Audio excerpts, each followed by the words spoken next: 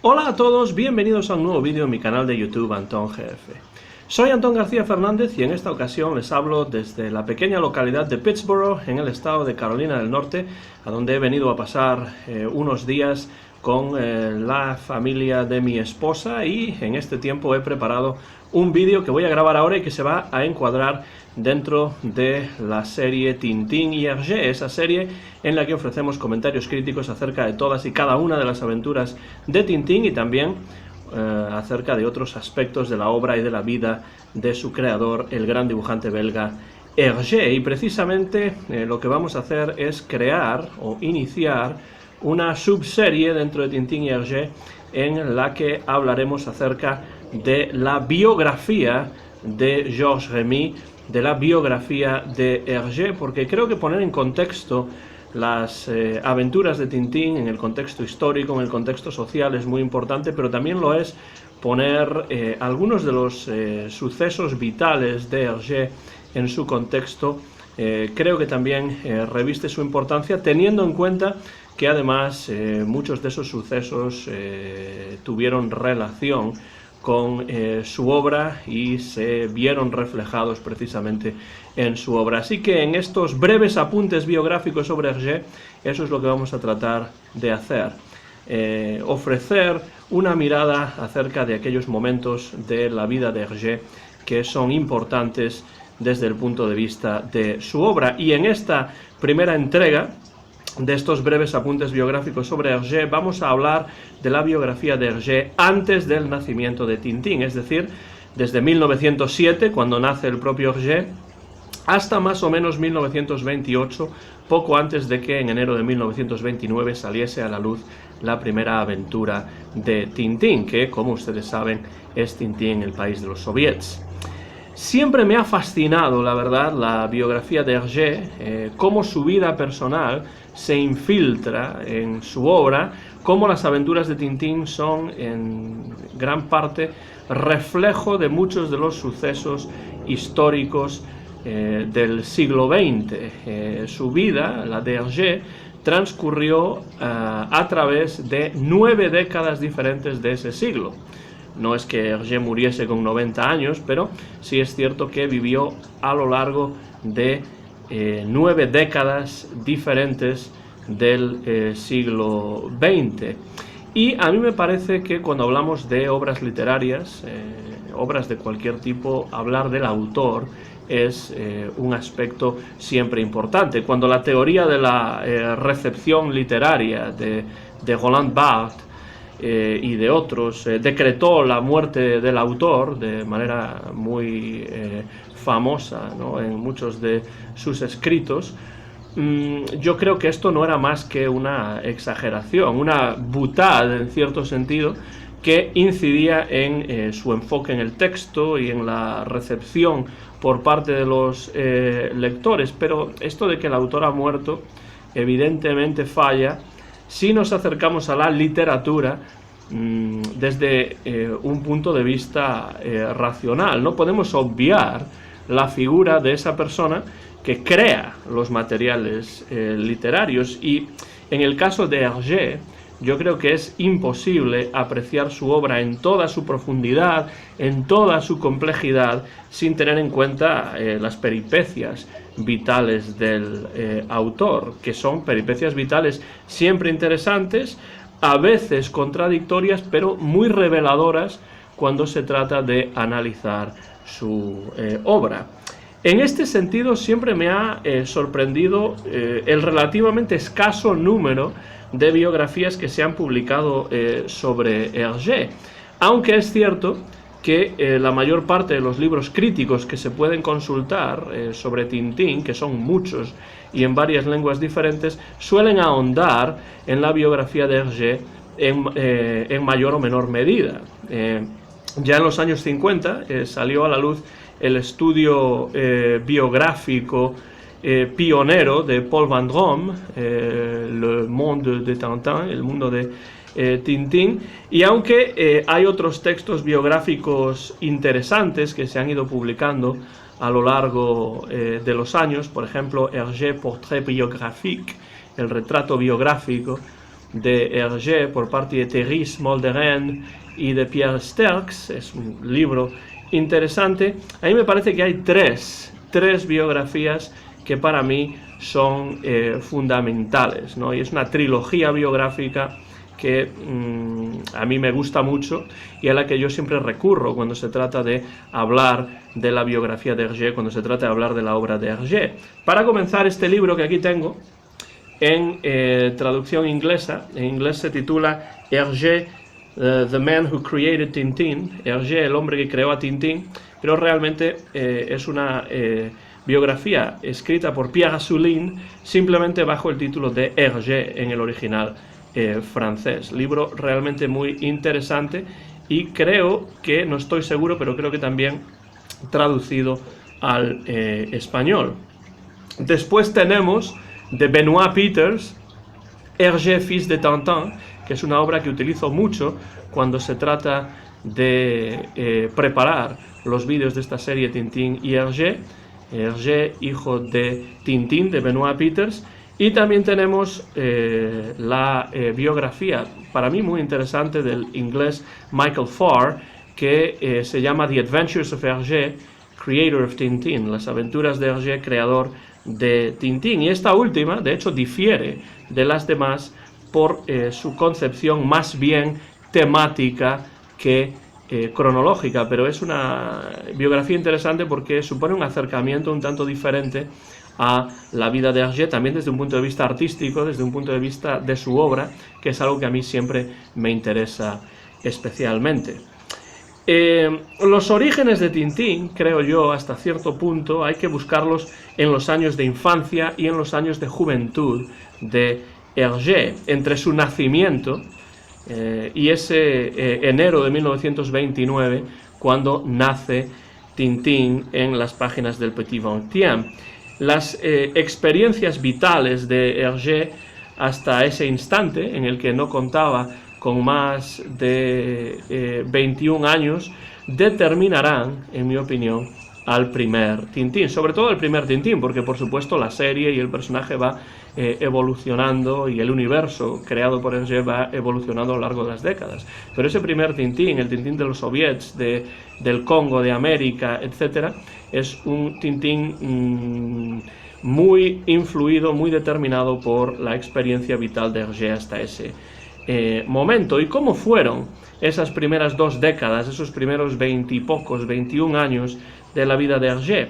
Pues los datos nos dicen que nació en 1907, el 22 de mayo de 1907, con el nombre de Georges Remy, en el área metropolitana de Etterbeek, en la ciudad de Bruselas, capital de Bélgica. Y es además el hermano mayor, porque su hermano Paul Remy, nacería 5 años más tarde. Su familia es francófona. Y lo curioso es que el padre de Hergé es valón, es decir, de habla francesa, pero su madre es flamenca, y esto es lo que hace que Hergé soliese describirse a sí mismo como un belga sintético, ¿no? Porque tenemos las dos comunidades que se unen en sus propios genes familiares. Su familia además es también católica y de clase media.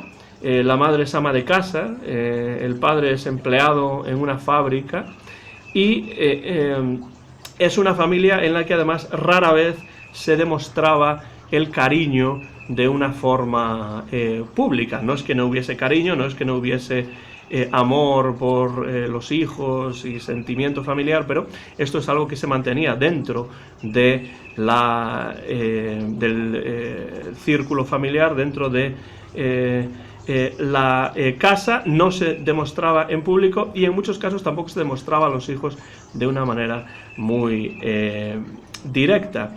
Eso sí, hay una curiosa anécdota que tiene que ver con el abuelo paterno de Hergé, y parece ser que a través del abuelo paterno Hergé tenía una conexión con la aristocracia que al propio dibujante nunca le quedó demasiado clara. Todo esto que decimos hace que Hergé siempre recordase su infancia con pocas emociones, bastante anodina, bastante aburrida en muchos sentidos, como una época teñida de color gris. Describe cromáticamente en muchas ocasiones su infancia como una infancia gris.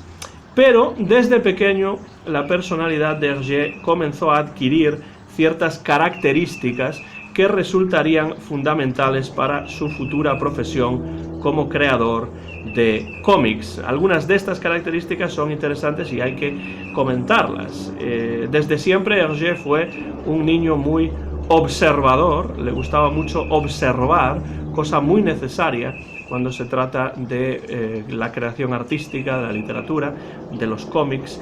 En su caso, fue además Hergé un buen estudiante en la escuela y sobre todo un ávido lector. En especial le gustaba leer de niño obras de autores como Dickens, como Charles Dickens, como Mark Twain o como Daniel Defoe, entre muchos otros, y le gustaban, por ejemplo, pues las novelas de aventuras, cosa que no nos debe sorprender en absoluto, teniendo en cuenta el tipo de cómics que crearía con el paso de los años. Se interesa Hergé también por las ilustraciones de Benjamin Rabier y también por los libros ilustrados de Rodolphe Töpffer, entre muchos otros, con lo cual el aspecto estético, el aspecto gráfico de los dibujos es algo que le empieza a interesar mucho, y de hecho comienza ya muy pronto a dibujar de forma compulsiva en cualquier lugar en el que puede. Por ejemplo, los libros de texto de la escuela Saint-Boniface a la que asiste están llenos de sketches, están llenos de dibujos ya desde que Hergé era muy pequeño. Se interesa además también por el cine. Esta es la época de la eclosión del cine mudo en los años 10, en los años 20 del siglo XX, y Hergé tendrá a ese cine silente como un elemento de enorme importancia en el desarrollo de su arte como dibujante de cómics. De hecho, se ha hablado mucho de la relación entre las técnicas cinematográficas, la narrativa cinematográfica y la narrativa de los cómics, y no hay más que recordar, por ejemplo, que las planchas de las aventuras de Totor estaban siempre encabezadas por un texto que sugería que se trataba de una película, es decir, así las concebía el propio Hergé ya desde el principio. Y actores como Charles Chaplin, como Buster Keaton, fueron modelos importantes para Hergé por esa facilidad que tenían para la creación de gags, una facilidad humorística que también va a tener Hergé y que va a incluir constantemente en las aventuras de Tintín. Un aspecto importantísimo de estos años formativos de Hergé es su experiencia como Boy Scout, lo que se suele denominar en español el escultismo, ¿no? Le proporciona esta experiencia del escultismo, su experiencia con los Boy Scouts, no solamente diversión, sino también una serie de valores y una filosofía de vida que siempre lo van a acompañar y que se verán reflejados en Tintín. Valores, por ejemplo, como la amistad, como la lealtad, como la generosidad y, bueno, muchos otros. La compasión y el interés por los demás.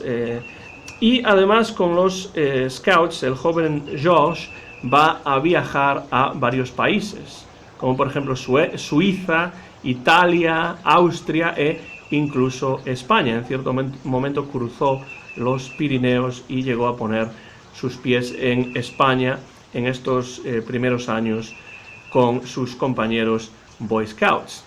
Y gracias a los Scouts, y en particular a una persona que se llama René Weverberg, el joven Georges empieza a publicar sus dibujos en revistas de la Federación de Scouts, como por ejemplo la revista Boy Scout o la posterior Le Boy Scout Belge, el Boy Scout belga. Entonces, esto le da la oportunidad a Hergé de ir creando una serie de dibujos que profesionalmente, bueno, profesionalmente todavía no, de forma amateur, pero que va publicando en estas revistas de la Federación de Boy Scouts. Y es entonces cuando en el mes de diciembre del año 1924 decide utilizar un seudónimo para firmar sus ilustraciones. Y se le ocurre entonces el seudónimo de Hergé. Él piensa que todo artista tiene que tener un seudónimo, que no puede firmar sus dibujos simplemente con su nombre, y entonces tenemos aquí el nacimiento de su seudónimo como Hergé, que son realmente las iniciales de su nombre, Georges Remy, al revés. En lugar de GR es RG, y por tanto tenemos en francés Hergé. Desde el principio, Hergé fue un verdadero autodidacta como artista, y esto tuvo que ver también con una mala experiencia que tuvo como estudiante en la Escuela de Arte de Saint-Luc.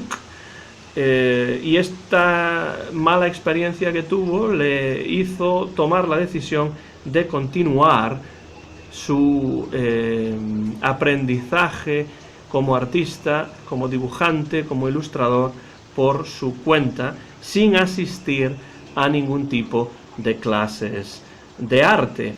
Hergé pronto va a crear para la revista Le Boy Scout Belge el personaje de Totor, y Totor en muchos sentidos es el antepasado inmediato de Tintín, pero eso sí, Hergé no está creando Totor desde la misma óptica que hoy comprendemos y entendemos y leemos como cómics, porque las planchas de Totor incluían texto debajo de cada una de las viñetas, y en ese sentido pues todavía no había llegado Hergé al concepto del cómic de la manera que hoy en día lo conocemos y de la manera que lo cultivará con Tintín.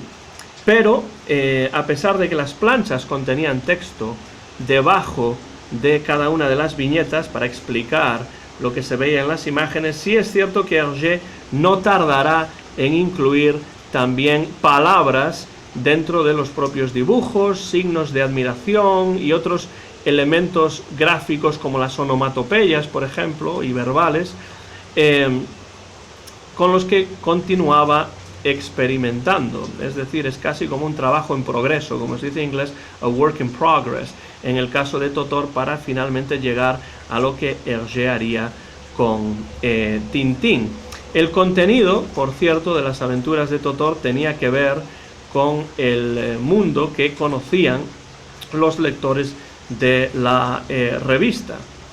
Es decir, los lectores de Le Boy Scout Belge eran Boy Scouts, eran escultistas, y por tanto las aventuras de Totor son las aventuras de una patrulla de scouts comandada precisamente por Totor. Y aunque los gags son a menudo sencillos, las historias no son en absoluto complicadas, sí es cierto que sorprende la claridad de estas planchas y también su evidente relación, que ya hemos comentado, con el mundo del cine. De hecho, se presentaba Hergé firmando algunas de estas planchas en algunas ocasiones como Hergé director, como si fuese el director de una película y no el creador de un cómic o de un protocómic, o como queramos definir estas aventuras de Totor. Algún día tendré que hacer algún vídeo dentro de esta serie hablando precisamente de las aventuras de Totor,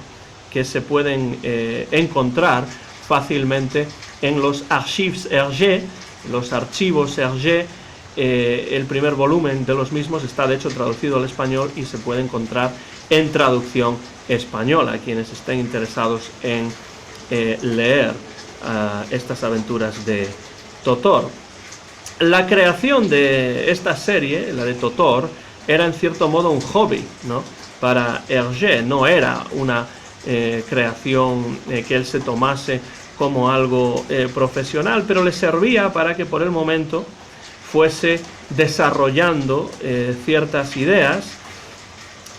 Pero junto a este hobby, Hergé empieza a dedicarse también con mayor interés y con mayor seriedad al diseño gráfico, trabajando en estos momentos en el medio publicitario. Y entonces llegamos al año 1925, un año muy importante porque gracias a Feuerberg, Hergé entra a trabajar en el departamento de suscripciones del periódico 20e siècle, el siglo XX, un diario católico y conservador con cuya ideología en estos momentos Hergé estaba en plena consonancia. Tuvo, eso sí, que cumplir el servicio militar, y cuando regresa de este servicio militar al periódico ya llega como reportero gráfico y como ilustrador, realizando fotografías e ilustraciones para las diferentes secciones de este diario.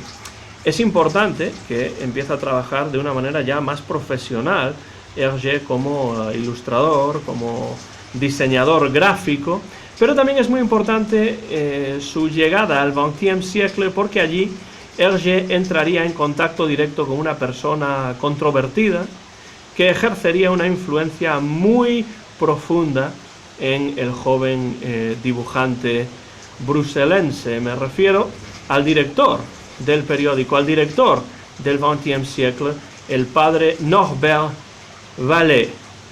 Y Norbert Vallée es un hombre a quien Hergé siempre consideró casi como una especie de padre espiritual, alguien a quien siempre permanecería agradecido por su inestimable ayuda en el momento de lanzar su carrera como dibujante, en el momento de lanzar el personaje de Tintín y en el momento de crear una de las series de cómics más importantes de toda la historia. A Vallée le interesaba más el periodismo, podríamos decir, incluso que la propia profesión religiosa, y de hecho era un hombre que tenía más seguidores entre los periodistas, dicen algunos biógrafos, que entre los propios clérigos.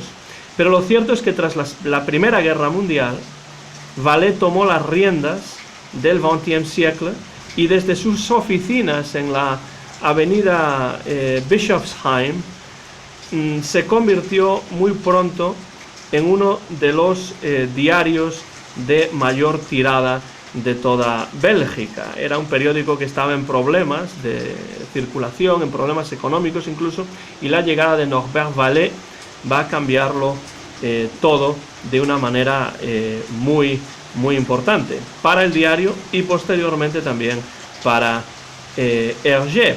Eso sí, la línea editorial del 20e siècle reflejaba a la perfección la ideología de Vallée, que coincidía en general con la ideología de la rama más conservadora del catolicismo belga del momento.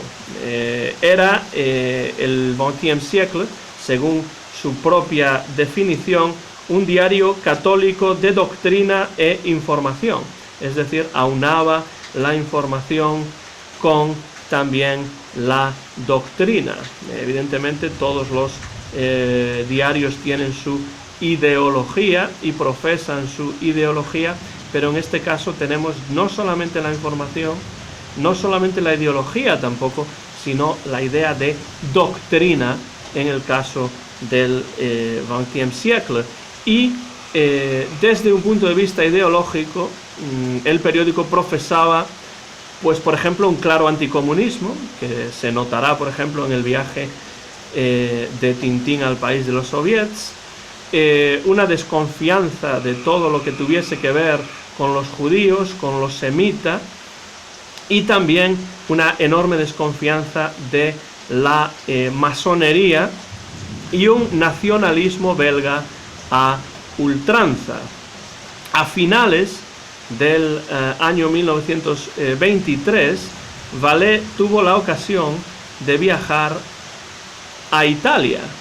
Precisamente es un viaje a Italia que realiza durante los primeros compases del gobierno fascista de Benito Mussolini, y Vallée regresó a Bruselas encantado con gran parte de lo que presenció en Italia. Por no hablar, por supuesto, de la reverencia que comenzó a sentir por el propio Mussolini, porque llegó a entrevistarse con il Duce y llegó también a recibir de Mussolini una fotografía autografiada.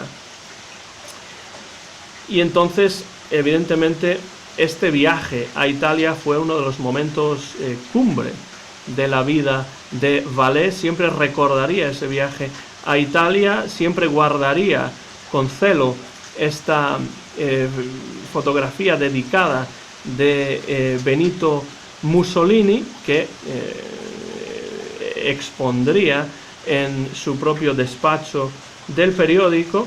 Y el XXe siècle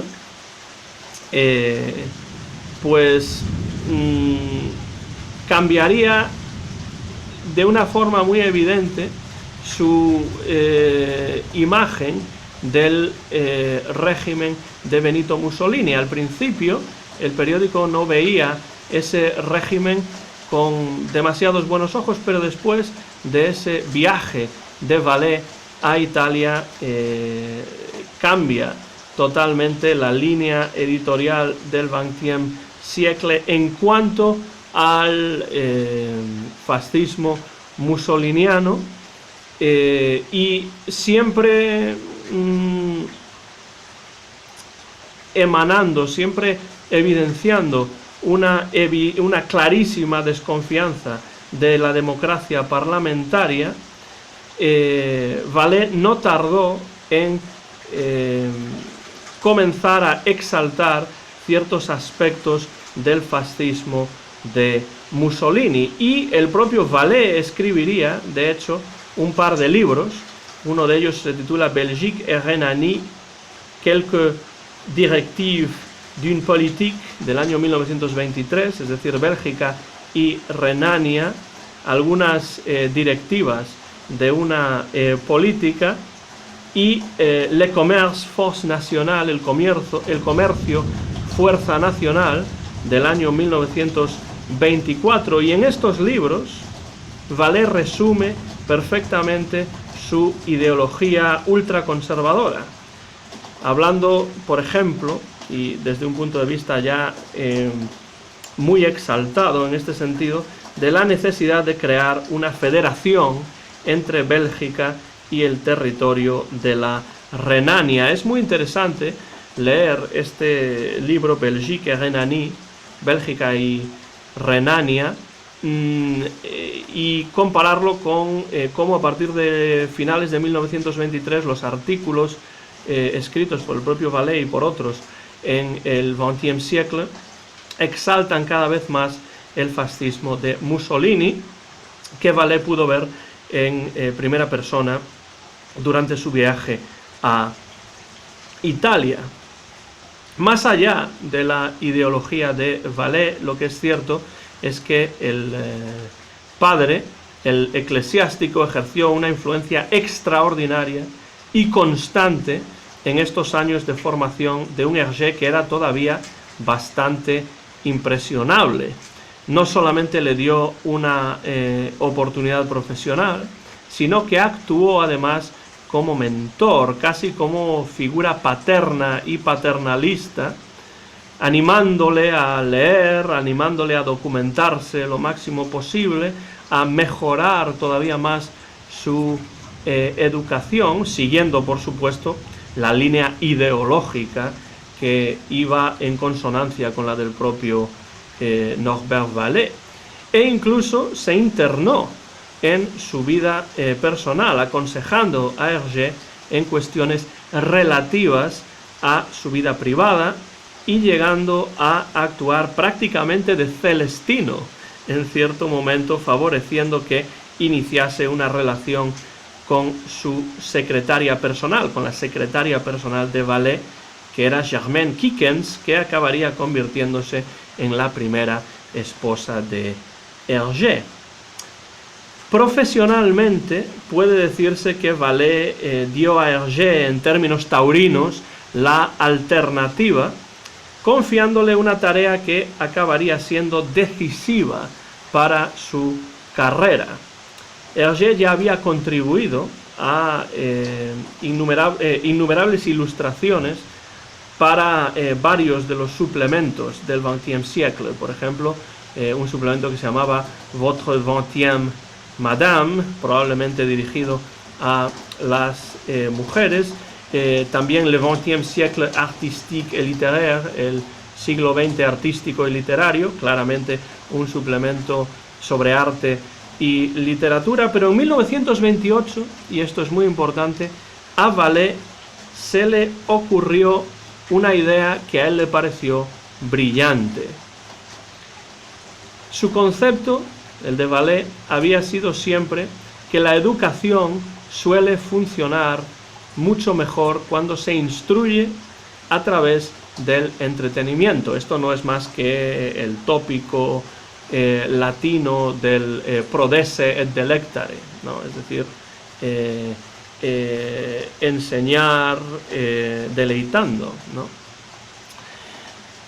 Pero decide en estos momentos Vallée, tomando como ejemplo algo que ya se hacía en periódicos, por ejemplo, de los Estados Unidos, pues se le ocurre al padre Vallée que podría ser una muy buena idea crear un suplemento dirigido a los más jóvenes. Al fin y al cabo, la educación de los niños, la educación de los jóvenes, la educación de las niñas, siempre es vehículo para el establecimiento de las ideologías dominantes en cualquier sociedad. Entonces, esta es una buena idea desde el punto de vista de Vallée, que busca instruir también ideológicamente a los niños y a las niñas y a los jóvenes, deleitándolos en cierto modo, entreteniéndolos en cierto modo. Y a este suplemento infantil y juvenil lo tituló Le Petit XXe, el pequeño 20, el pequeño siglo XX, un poco como El País en los años 80 tendría El Pequeño País en España, ¿no? Para los niños, que seguramente muchos de ustedes recordarán. Y confió la dirección del Petit XXe al propio Hergé. Y en ese suplemento, que se publicaba los jueves, día en el que no había clase en las escuelas en Bélgica, nacerían, entre muchos otros personajes hergéanos, los de Tintín y Milou. Eso sí, antes de la creación de Tintín, antes del nacimiento de Tintín, Hergé ilustró una serie para el Petit XXe que se llamó Las aventuras de Flup, Nénès, Poussette y Cochonnet. El guión no era de Hergé, era de un tal Desmet, que firmaba como Smetani, y era realmente un periodista deportivo del XXe siècle, y a Hergé realmente este guión le pareció un horror. Tras terminar esta breve serie, se prometió a sí mismo que a partir de entonces él y nadie más que él sería quien se encargaría de crear tanto las historias como los dibujos, y así sería cuando en enero de 1929 enviase a Tintín y a Milou a la URSS, iniciando el periplo mundial de Tintín por las páginas del mundo del cómic y creando una de las series más importantes de la historia del cómic. Por supuesto, él no lo sabía en esos momentos, pero así fue. Por ahora, es decir, antes del nacimiento de Tintín, Hergé se ocupaba de todo lo relacionado con este suplemento infantil y juvenil, con el Petit 21, y en estos meses anteriores al nacimiento de Tintín, el dibujante descubrió, y esto es muy importante, los cómics estadounidenses a través de un tal Léon Degrelle. ¿Y quién era Degrelle? Bueno, Degrelle muy pronto se convertiría en un prominente y muy controvertido ideólogo fascista y líder del partido rexista belga. Pero en estos momentos Degrelle aún era periodista y lo habían enviado a México como corresponsal del XXe siècle. Y desde el país azteca, desde México, Degrelle no solamente enviaba sus crónicas, sino que adjuntaba también a menudo periódicos locales, periódicos mexicanos, en los que en traducción española se incluían tiras cómicas estadounidenses, como por ejemplo Bringing Up Father, de George McManus, Crazy Cat, de George Harriman, o The Katzenjammer Kids, de Rudolf Dirks.